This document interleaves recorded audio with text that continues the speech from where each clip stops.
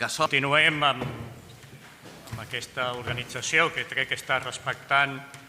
saben els que em coneixen que soc, no diré un fanàtic, però sí que soc una persona que té molt de cura del temps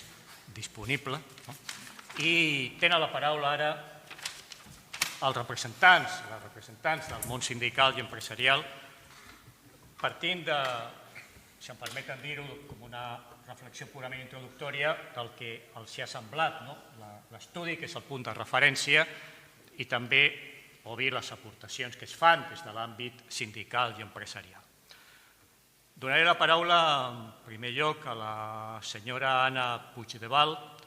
de la petita i mitjana empresa de Catalunya.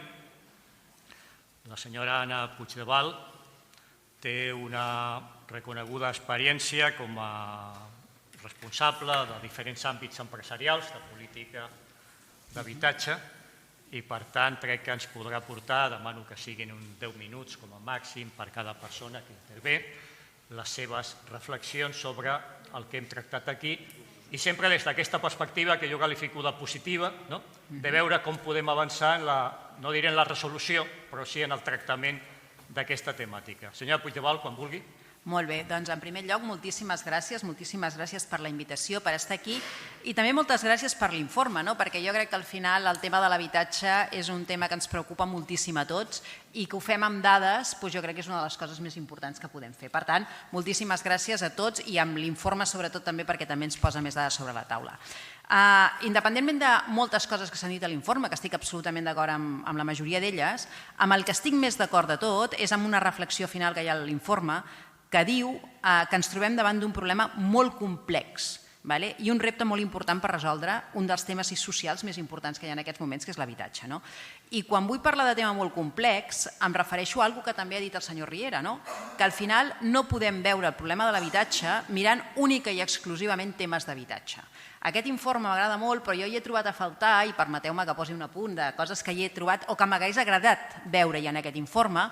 perquè quan busquem solucions al problema de l'habitatge ho hem de fer des d'un punt de vista molt ampli, des d'un punt de vista amb una mirada molt més ampla. Coses com, per exemple, un estudi de com la mobilitat, perquè al final que tots hi cabem o no hi cabem a Barcelona està clar, àrea metropolitana, però la mobilitat realment la podríem analitzar. Hem de veure la mobilitat que realment li implica gent per viure en un lloc o en un altre. Sabem que grans ciutats europees el que tenen són uns sistemes de transport molt més eficients que els que tenim nosaltres i que, per tant, jo crec que és una cosa que tenim que tenir en compte. Després, altre tema és, quan parlem del preu de l'habitatge, és cert que el preu de l'habitatge és car, no ho discutirem, és absolutament cert. Hi ha molts temes que es tenen en compte i que s'han de tenir en compte, però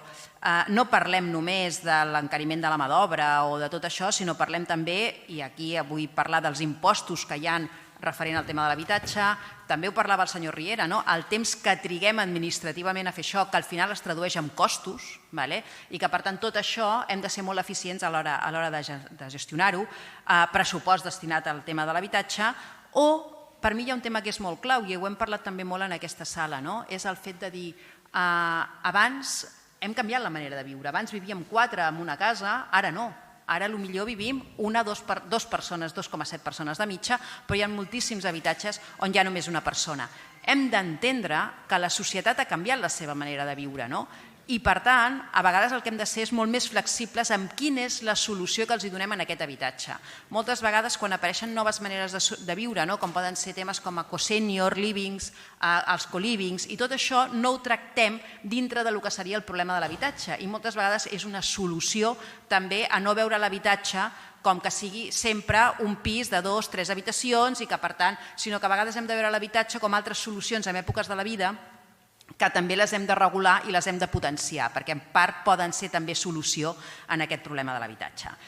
I aquests són els temes dels que m'agradaria que també en propers estudis, si els poguéssim incorporar, crec que seria important incorporar-los. I ara que m'agradaria uns quants punts que tinguéssim en compte a l'hora també de prendre solucions amb el tema de l'habitatge. Jo estic absolutament d'acord amb el senyor Riera quan deia que el problema de l'habitatge no el podem mirar des d'un punt de vista sectorial. I m'agradaria veure com podem relacionar moltes vegades l'activitat econòmica i nosaltres des del punt de vista de PIMEC Si volem tenir una àrea metropolitana que sigui competitiva, que tingui un teixit empresarial fort, el que és evident és que hem de ser capaços de donar solució d'habitatge a tots els professionals que han de venir a treballar aquí. I quan dic tots, vull dir tots. No hem de criminalitzar amb uns perquè tinguin més diners i puguin pagar més, o hem de criminalitzar o hem de penalitzar a gent que vingui des d'altres zones que tinguin menys recursos i que, per tant, els estiguem obligant a estar amb infrahabitatge. Jo crec que hem de tenir una visió global de que el talent, sigui del nivell que sigui, li hem de donar una solució per l'habitatge. Llavors, jo crec que això ho hem de mirar molt clar a l'hora de tenir un tema d'un teixit empresarial fort. I que, per tant, regular i també legislar pensant una miqueta que aquest habitatge és molt important que hi sigui per tots els nivells. Aquí m'entraré i entraré molt poquet amb el tema del lloguer turístic, moltes vegades diem el lloguer turístic, és veritat que no és un dret i que l'Airbnb segurament no és un dret, però mirem-ho des d'un punt de vista global. És a dir, jo puc entendre que hi ha 10.000 habitatges a Barcelona que tenen llicència turística, que podríem dir, mira, recupero 10.000 habitatges. Permetem que digui que és una solució fàcil i ràpida, teòricament, o fàcil, que sembla fàcil, però que hem de mirar què passa més enllà d'això. És a dir, quina activitat econòmica hi ha, perquè de la mateixa manera que l'habitatge és un dret, segurament també és un dret que moltes de les persones que són més vulnerables tenen llocs de feina gràcies a que hi ha una activitat turística en certes zones. Per tant, m'agradaria que es miressin les coses des d'un punt de vista molt global. I potser a vegades és més fàcil, o aquests 10.000 habitatges els podríem canviar certs planejaments, com per exemple temes del 22@, o ser més flexibles amb canvis d'usos, que no pas eliminar una activitat econòmica, mentre que podríem substituir aquests 10.000 habitatges amb una solució una miqueta més imaginativa, diguem-ho així. El que sí que m'agradaria molt és que es legislés pensant en global. Moltes vegades quan legislem el que es fa és acció-reacció o solucions. Estic d'acord, absolutament molt d'acord, amb que el que necessitem és una solució estructural, no conjuntural, estructural. I les decisions que s'estan prenent moltes vegades, perquè no pot ser d'una altra manera, es fan des d'un punt de vista conjuntural. Conjuntural significa que el que faig és que tinc aquesta conjuntura en aquest moment, ho faig molt ràpid, ho decideixo ràpid i em sembla que resol el problema. Però, per exemple, amb el tema de la limitació dels lloguers, que podríem tots pensar sobre paper, que és una cosa que seria normal, el que ens ha provocat, i és una autèntica realitat, és una manca d'oferta en el lloguer especial brutal.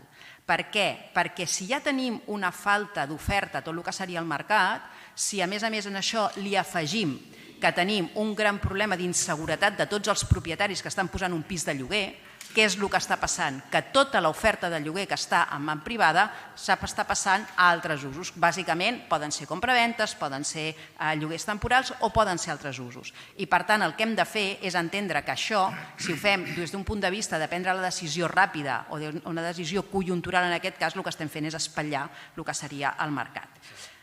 Després m'agradaria també parlar, jo crec molt ràpidament també, en tema de